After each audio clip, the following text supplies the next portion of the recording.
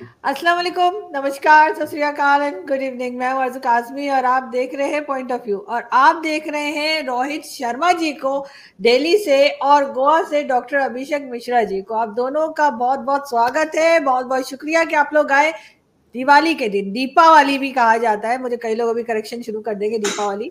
तो सबसे पहले डॉक्टर साहब से मैं पूछूंगी कि आखिर ये क्यों मनाया जाता है। वैसे तो हमें पता है, लेकिन फिर भी आप बताएं, बहुत से लोग ऐसे हैं जिनको डेफिनेटली इसकी हिस्ट्री का नहीं पता होगा कि ये फेस्टिवल क्यों मनाया जाता है। वैसे आज छोटी दिवाली है और कल मेन फेस्टिवल दिवाली का है, तो आई होप कि आप दोनों में से कोई ना कोई तो मुझे इनवाइट कर ही लेगा। आपको करना भी इनवाइट चाहिए। आप तो हमारे घर की सदस्य हैं, तो इनवाइट की तो जरूरत ही नहीं है। पहली बात, thank you so much for your Diwali greeting and gift both. Thank you so much आरजू जी। आज ही मुझे आपका गिफ्ट मिला। वो मैं पहले लेके आऊं, दिखाऊं, ताकि दर्शकों को भी पता चले। एक मिनट। तो बात ये है कि दीपावली क्यों बोला जाता है और दिवाली क्यों? That's one and the same thing। दीप मतलब दिया और दीपावली मतलब जिस पे दिए जलाए जाते हैं वो। और बात ये है, हाँ जी, ये डॉक्टर साहब छोटा सा चॉकलेट दिखा ना भी दिखा दे तो चलता, लेकिन क्या छोटा सा गिफ्ट है पाकिस्तान से। पाकिस्तान गिफ्ट से ज्यादा अच्छा तो इसका वो लगा, ये डब्बा। हाँ, थैंक्स अ लॉट। मेरे को भी मिल गया है, यही मिला है, और वो मुकुल ले गया है। बिल्कुल। और ड्राई फ्रूट भी जो है वो भी मैंने, ड्राई फ्रूट हम खुद अफोर्ड नहीं कर पा रहे, लेकिन ड्राई फ्रूट भी मुंबई है, आपको मिल जाएगा। No, this is dry fruit coated chocolate, almond coated chocolate। नहीं, ड्राई फ्रूट अलग है, ड्राई फ्रूट का पैकेट अलग है, वो डॉक्टर साहब को 2 दिन के बाद मिलेगा। और रोहित आपको शायद मिल चुका होगा। ये वो महान पैकेट है जिसमें आपका गिफ्ट आया है। Thank you. अरे यार, ये क्या है, मुझे नहीं समझ में आ रहा। What the hell is this? अरे ये वो चॉकलेट्स होती है ना, आई टेल यू, चॉकलेट्स होती है ना, वो मेल्ट हो जाती हैं। तो ये आइस पैक है, इस आइस पैक को डालते हैं अंदर ताकि काफी देर तक वो ठंडे रहे। हाँ, चॉकलेट्स खराब ना हो। अब इसको फेंक दीजिए, इसका कुछ नहीं कर, फेंक दे इसको। नहीं, इसको फेंक भी सकते हो, इसको फ्रिज पे भी डाल दो। कभी कोई किसी का जल जाए तो ये आइस पैक आप लगाने से वो रिलीफ मिलता है। तो पहले तो आइस पैक को बता दिया, मुझे लगा ये कुछ रबड़ी उबड़ी टाइप है और इसके चॉकलेट के साथ पानी है उसमें। नहीं, मैं पढ़ रहा हूँ, ये लिखा रीयूजेबल आइस पैक। मैंने कहा यार ये आइस पैक कौन सी खाने की चीज आ गई है साला। मैंने काफी देर तक देखा, भाई देखिए लिखा है रीयूजेबल आइस पैक। हाँ, ये वही है ताकि वो चॉकलेट्स खराब ना हो ना। वेदर अभी शायद इतना सही नहीं हुआ होगा। नहीं, वो ऑल वेदर में डालते हैं, वो सारे वेदर्स में डालते हैं। वो एक्चुअली क्या है कि आप आइस पैक डाल दो तो कम से कम नहीं तो वो 5-6 घंटे तक वो ठंडा रहता है।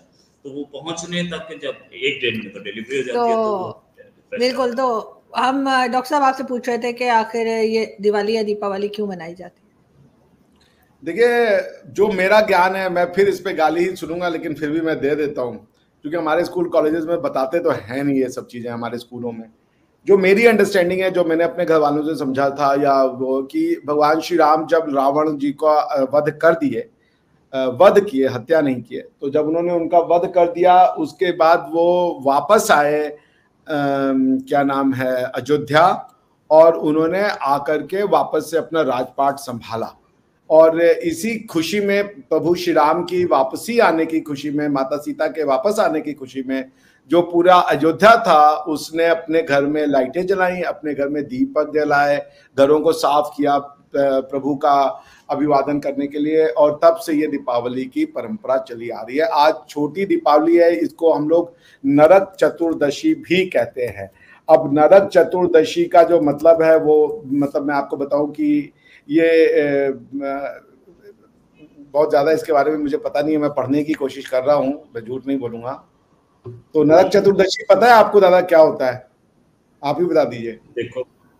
देखो ऐसा है, इतना मैं ज्ञानी हूं नहीं ना, मैं बनारस से हूँ। तो ऐसा नरक चतुर्दशी कहते हैं। नरक चतुर्दशी दिवाली आज के दिन है, कल दिवाली आज ही है यार, आज इसी को छोटी दिवाली कहते हैं, नरक चतुर्दशी को। अरे चतुर्दशी है वो भैया, अमावस्या है, चतुर्दशी और मगर मिठाई जरूर मैंने मंगा ली है, मिठाई आ चुकी है और आप लोगों के लिए भी है।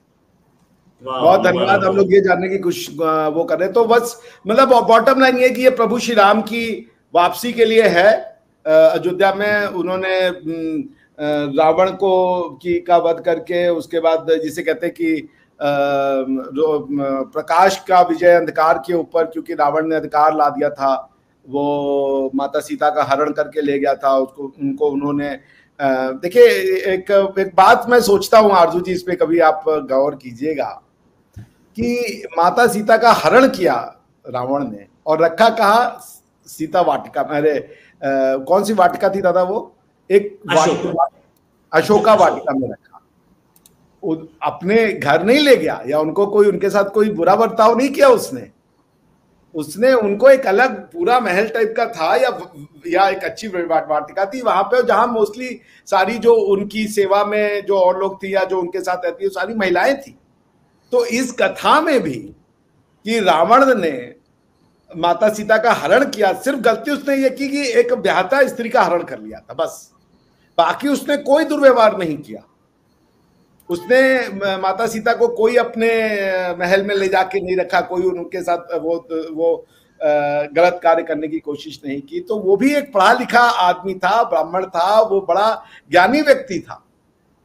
तो ये देखिए कि रावण को लोग जलाते हैं सिर्फ इसलिए कि उसने माता सीता का अपहरण किया और उसकी वजह से उसका सर्वनाश भी हुआ। लेकिन अदरवाइज आप देखिए तो रावण में कई गुण भी हैं। रावण उतना अवगुणी पर्सन नहीं है, उसने अपनी तेज और तप से भगवान शिव की उपासना करके उसने भगवान शिव को से ये वरदान पाया था अमरत्व का।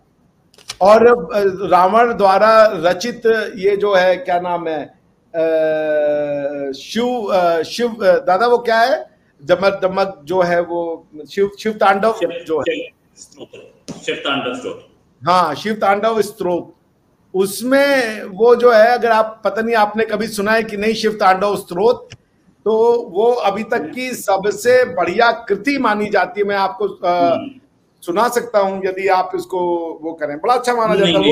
नहीं रुक जाइए, क्यों वो एक तो लंबा है, पहली चीज वो टाइम ले जाएगा।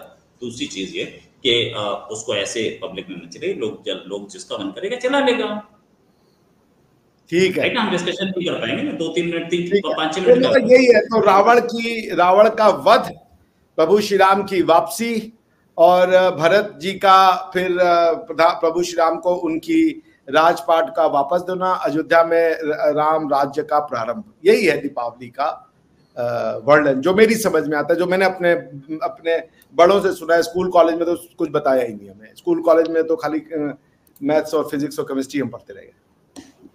बिल्कुल ऐसा ही है। लेकिन रोहित जी आपसे मैं पूछना चाहूंगी कि लास्ट आई थिंक 1 या 2 साल से तो मैं ये देख रही हूँ कि सोशल मीडिया पे बड़ा एक हंगामा रहता है और लोग कहते हैं जी पटाखे ना चलाइए, फुलझड़ियाँ ना चलाइए, जबकि उसमें तो हमेशा से हम यही देखते हैं। बल्कि हमारे यहाँ भी पाकिस्तान में जो मुस्लिम्स में जो है वो कई तो नहीं, लेकिन एक आध फेस्टिवल जरूर ऐसे होते हैं जिसमें पटाखे वगैरह चलाए जाते हैं और फुलझड़ियाँ भी होती हैं।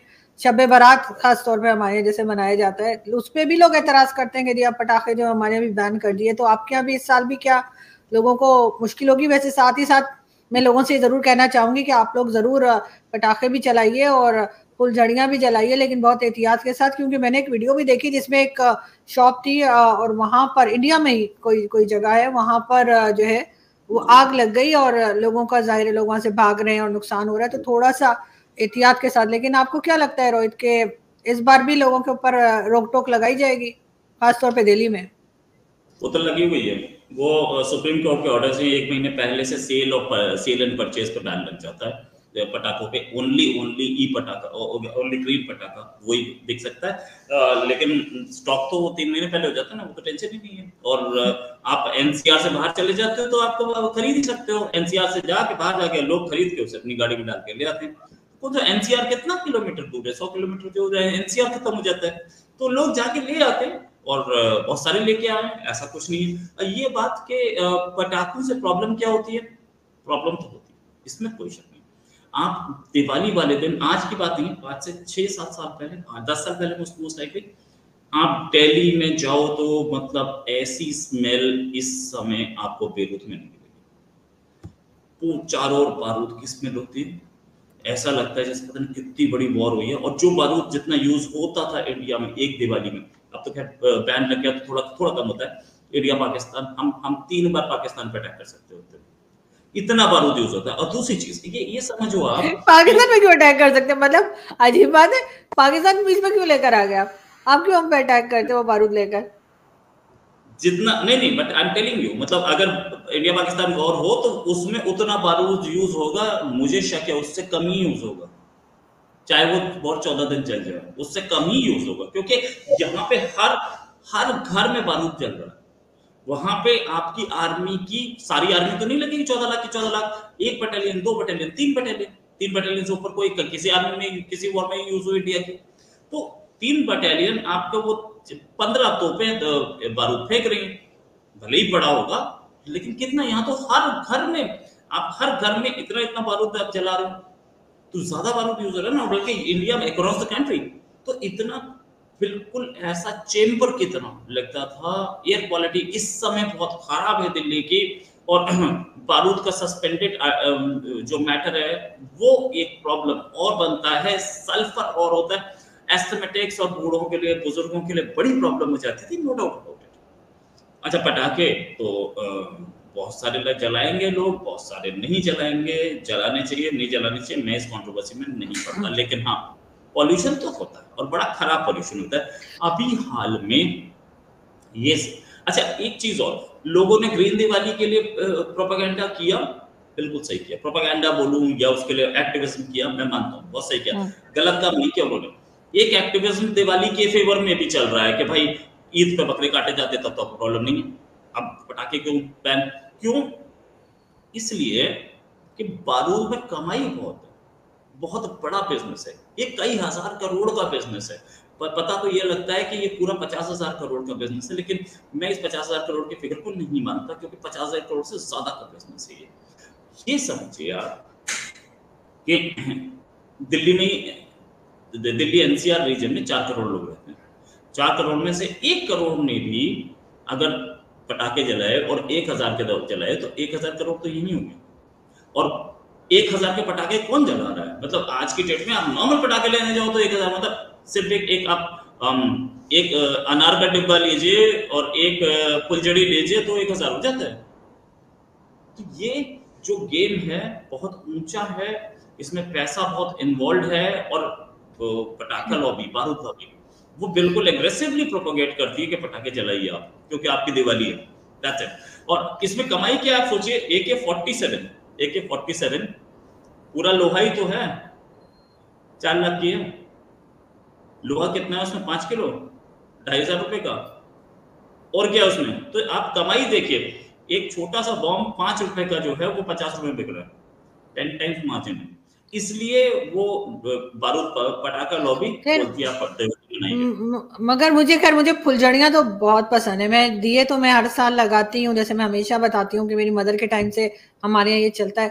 लेकिन ये कि वो आज भी मैंने दिए तैयार करके रखे, रात को मैं रखूंगी, दोनों जो अपने मेन एंट्रेंस है वहां पर 2 बनाए हैं वो रखूंगी और दुआ भी पढ़ूंगी, वो है। लेकिन मुझे फुलझड़ियां बहुत पसंद है, मुझे पटाखों का तो इतना शौक नहीं है। लेकिन वाकई में अभिषेक सर, जैसे रोहित जी बता रहे हैं, आपको लगता है कि बाकी इतना नुकसान होता है, या आपको लगता है ठीक है यार 2 दिन का फेस्टिवल है, बाकी इतने बम फट रहे हैं पूरी दुनिया में, तब तो किसी को कुछ नहीं होता, कोई नहीं कहता कि वो मिसाइल मत चलाओ, ईरान को नहीं कहते कि मत फेंको, इजराइल को नहीं कहते मत फेंको, ना रशिया को कुछ। लेकिन जब भारत में सिर्फ 1 या 2 दिन के लिए फेस्टिवल होता है तो अचानक सबको एनवायरमेंट का ख्याल आ जाता है, और बाकी टाइम में कुछ नहीं, एनवायरमेंट की ऐसी तैसी बैंड बजा के रखी हुई है यहाँ पे। देखिए आरजू जी, हमारे आपके जो पूर्वज थे वो लोग बहुत ही दूरदृष्टिदर्ता थे, मतलब काफी दूर का सोचते थे। भारत के जितने भी फेस्टिवल्स हैं वो इन्वायरमेंट फ्रेंडली हैं, कोई भी इन्वायरमेंट फ्रेंडली अनफ्रेंडली नहीं है। तो आप जैसे देख लें बिहू या जो बैसाख या जो भी फसल आते हैं, आपको क्या खाना है क्या नहीं खाना है, क्योंकि एक पर्टिकुलर टाइम शुरू हो जाता है, तो कब तिल खाना है, कब गुड़ खाना है, कब आपको ये पीना है, ताकि आप बदलते ऋतुओं के साथ, और हम और आप जो है वो इतने लकी हैं कि हमें जो नेचर है उसने एंडाउ किया है वैरायटी ऑफ फीचर्स के साथ। कोल्ड है, आई मीन विंटर है, समर है, रेन है, ऑटम है, स्प्रिंग है, वी हैव एवरीथिंग, ठीक है ना। तो इसलिए मुझे लगता है कि ये जो एक चलन है कि जैसे ही दीपावली आएगा या होली आएगा तो पानी मत बर्बाद करो, दीपावली आएगा तो ये मत बर्बाद करो, मैं इससे सहमत नहीं हूँ। उसका रीजन ये है कि समाज खुद भी बहुत ज्यादा अपने एनवायरनमेंट को लेकर के चिंतित रहता है। आप असल में होता ही है कि मान लीजिए अगर किसी का पर्पस ठीक भी हो आरजू जी, तो एक तरफा जब ज्ञान मिलता है तो लोग फिर नाराज हो जाते हैं। जैसे आप अगर एनवायरनमेंट को लेकर के कह रहे हो बारूद या ये मत करो, अभी आएगा क्या नाम है क्रिसमस, वो पेड़ काटे जाएंगे उसमें क्रिसमस ट्री के लिए, तो क्या ऐसा कैंपेन चलेगा कि वो न हो?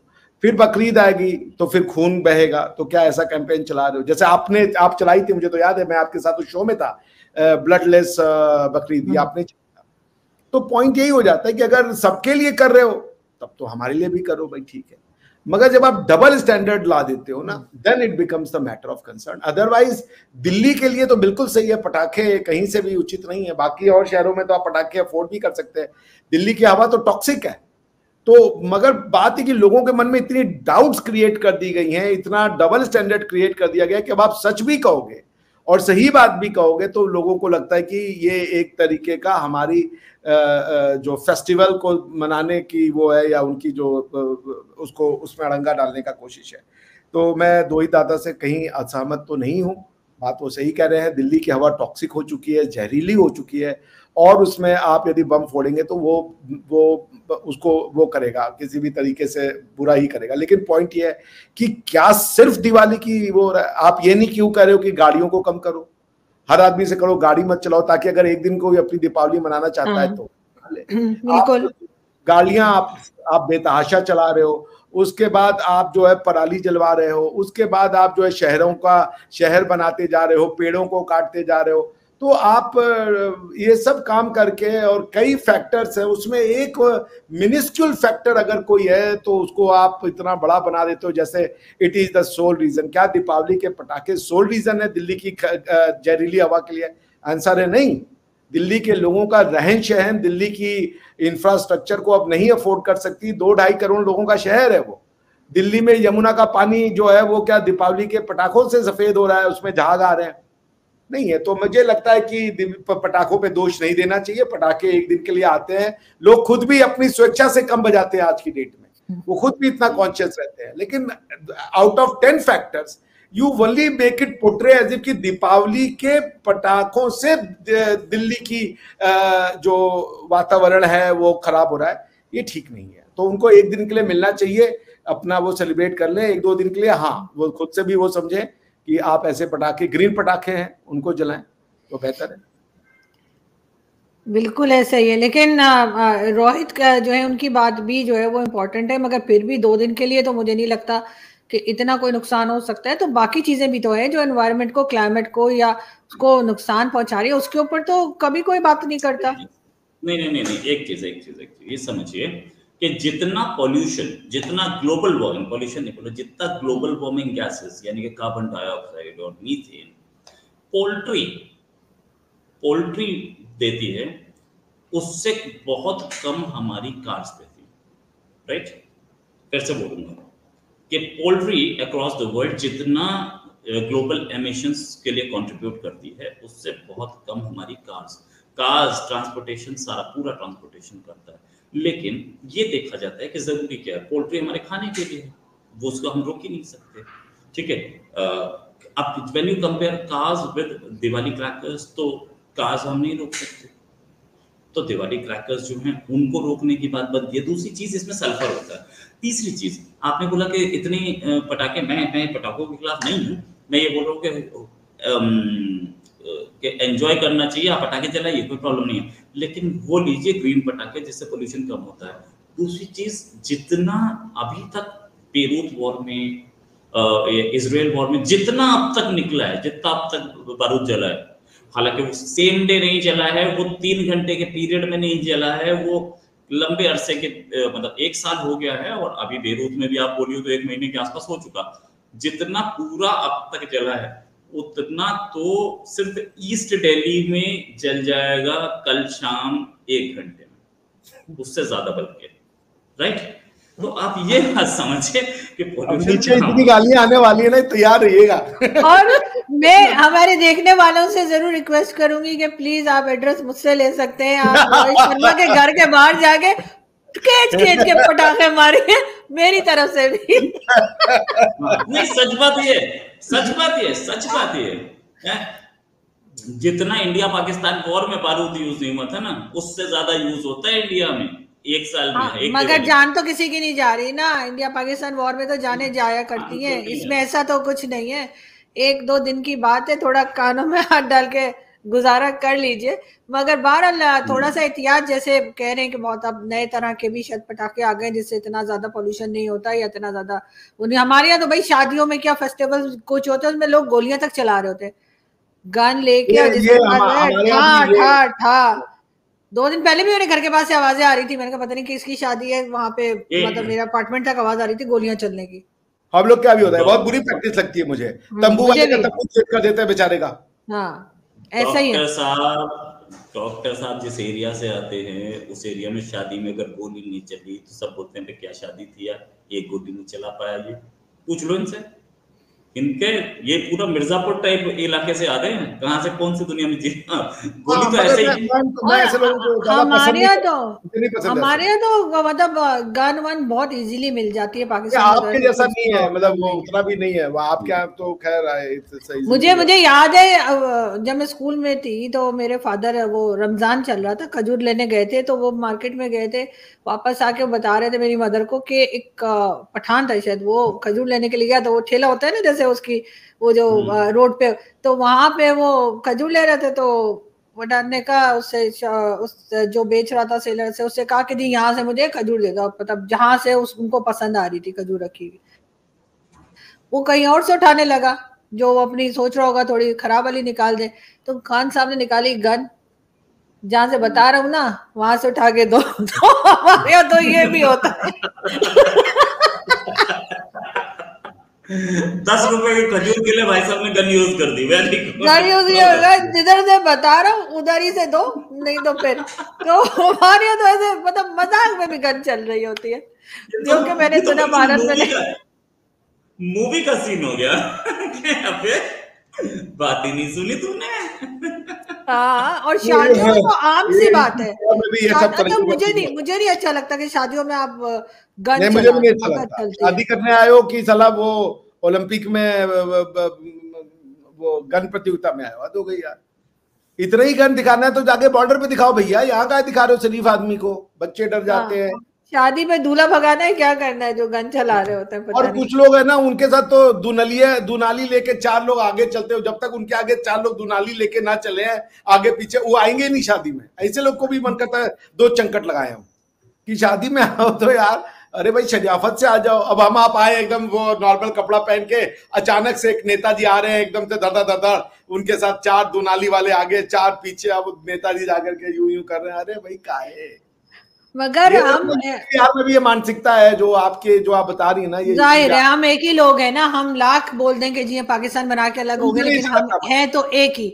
लेकिन लास्ट में मैं ये जरूर पूछना चाहूंगी कि कल मेन फेस्टिवल तो कल है, और लेकिन ये कि आज छोटी दिवाली है, आप दोनों का क्या प्लान है? सबसे पहले रोहित जी क्या करने वाले हैं आप आज?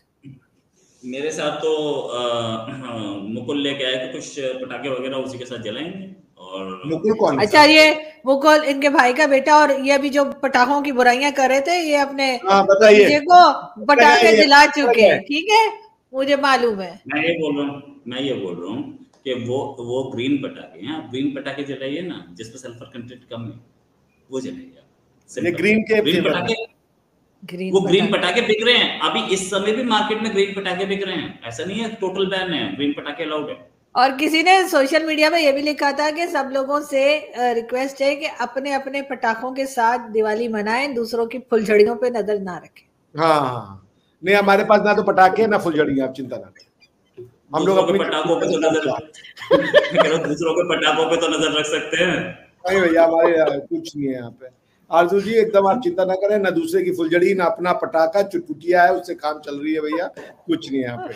तो आपने क्या करना है आज, आप भी बताइए, उसके बाद तो हम लोग डेफिनेटली कल तो हम करेंगे ही शो। आप चुटपुटिया बजाएंगे, चुटपुटिया पता है ना गोवा में रह के ना पटाखा है ना वो फुलझड़ी है, आप वापस बनारस चले जाओ, तो गोवा के लायक नहीं हो आप।